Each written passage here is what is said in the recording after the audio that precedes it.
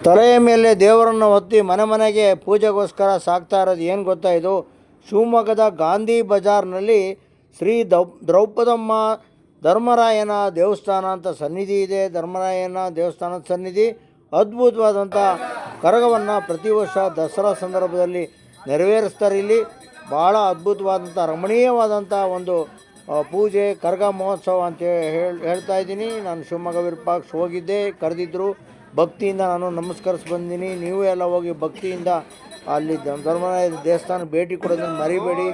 ಅದ್ಭುತವಾದಂಥ ಪೂಜೆಯನ್ನು ಎಲ್ಲ ಮಹಿಳೆಯರು ಕೈಗೊಂಡರು. ಮನೆ ಮನೆ ಬಾಗಿಲಲ್ಲೂ ಕರೆದು ನೀರನ್ನು ಹಾಕಿ ಅದ್ಭುತವಾದಂಥ ಪೂಜೆಯನ್ನು ಕೈಗೊಂಡ್ಯಾರೆ. ನಮ್ಮ ಶಿವಮೊಗ್ಗ ಜನತೆಗೆ ಎಲ್ಲರಿಗೂ ಒಳ್ಳೆಯದಾಗಲಿ.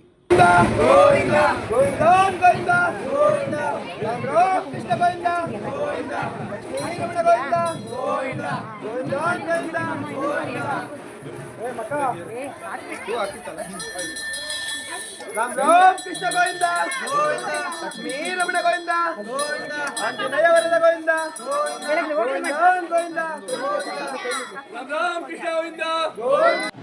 ಧರ್ಮರಾಯನ ದೇವರ ಸನ್ನಿಧಿಯಲ್ಲಿ ಅಪಾರವಾದಂಥ ಭಕ್ತ ಸಮೂಹ ನೆರವೇರಿತ್ತು. ಭಾಳ ಅದ್ಭುತವಾಗಿತ್ತು. ಅನ್ನ ಸಂತರ್ಪಣೆಯನ್ನು ಕೈಗೊಂಡಿದ್ದರು.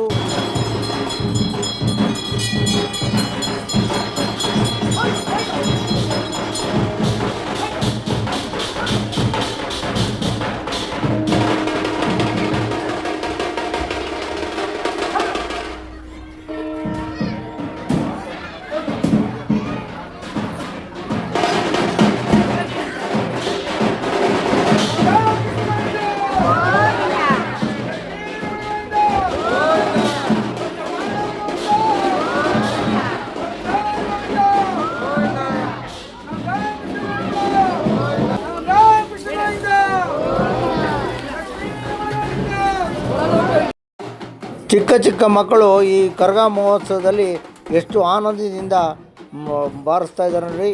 ಅದ್ಭುತವಾದಂಥ ಸನ್ನಿಧಿ ಸೂಪರಾಗಿದೆ.